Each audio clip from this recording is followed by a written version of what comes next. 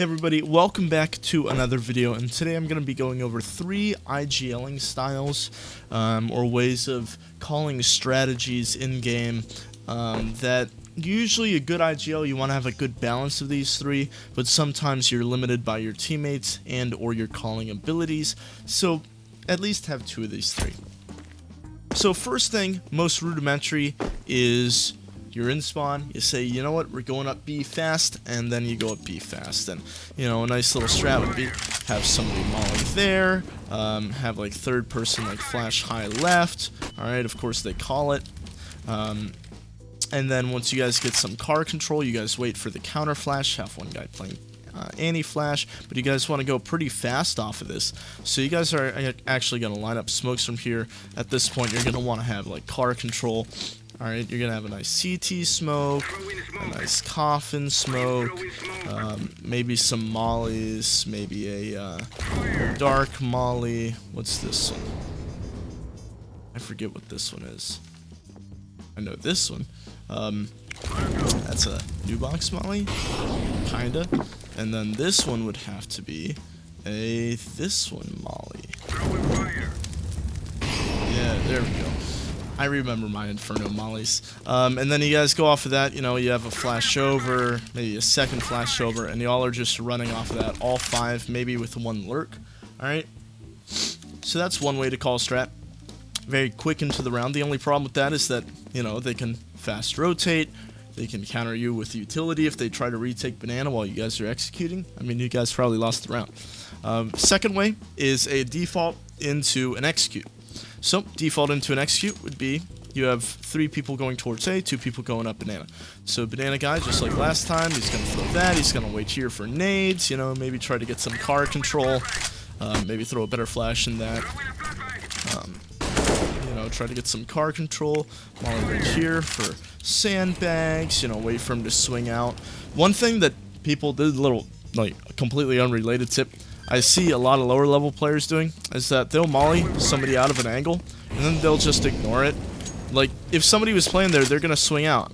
So you molly off sandbag and you just wait here for the guy to swing out, and then you catch him off guard when he's, you know, got mollied out. Alright? Then you might have somebody sit here car, and then somebody sitting here playing like anti-flash or something so they can swing out. Then you're going to have a couple people, probably one person just like holding bottom mid, so at the start of the round they're going to come up here and try to get into graveyard or get up onto here. And then you'll have 2 people, you know, coming up alt mid, so you're going to have a molly into window. Did I throw that? Almost. Molly into window there, and then either pushing into apps, taking apps control, or just sitting here holding for a peek, getting up in apps. And then from here, you guys can fake and execute, you know, maybe throw a moto smoke, maybe throw, it's more likely that you're going to throw one of these, you know, an arch side smoke that actually lands. Let me just throw it on the run real quick. Or a porch side smoke that lands. Imagine that these landed properly. Alright, just close your eyes and imagine. Alright, and it's like the arch is going to be deeper than that. The porch can be right here. But once you get that down, you know, you can start pushing up, making them think that it's going to be towards A. Maybe they draw, rotate over. Little pro tip. If you're like right over here, you can easily hear them running speedway if they do rotate over. So just something to keep in mind when you're trying to get info. Let's say that you do hear somebody rotating over. Both your B players should still have smokes ready. And assuming you use 2 smokes for A, you can easily just throw like a moto smoke. Maybe, oh, that's not a moto smoke.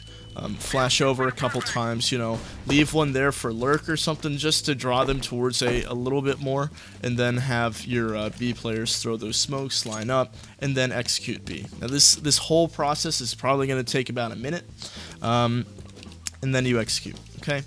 The third way is the last second plan. Now this is very, very difficult to pull off because 1, teammates all have to be on the same page. You have to be very well practiced for this to work.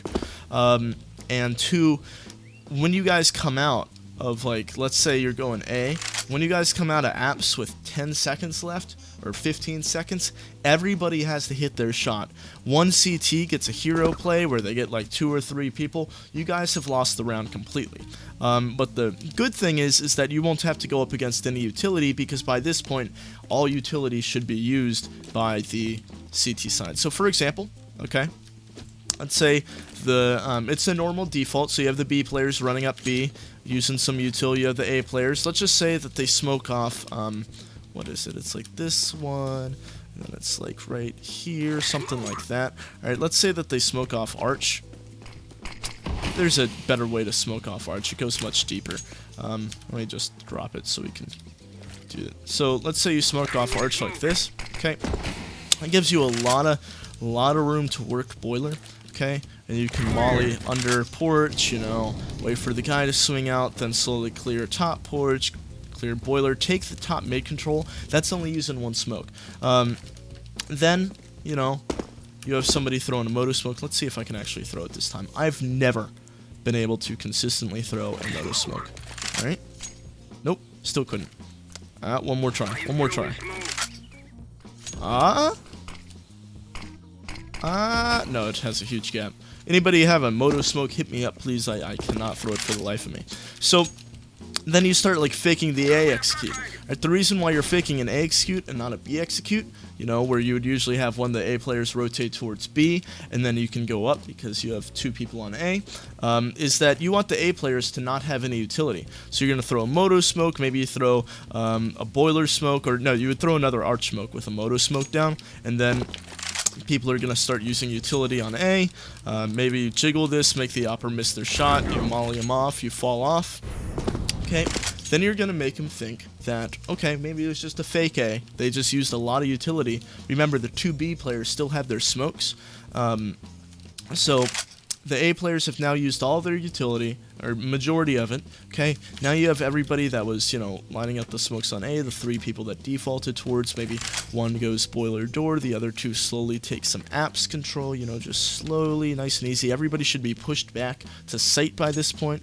You know, there's 30 seconds, 25 seconds left in the round, and now your B players are coming back, and they're going to line up the actual execute smokes. So one of them is going to line up the moto smoke, one of them is going to line up the arch smoke, okay? And then everybody's going to go out with 20 seconds left.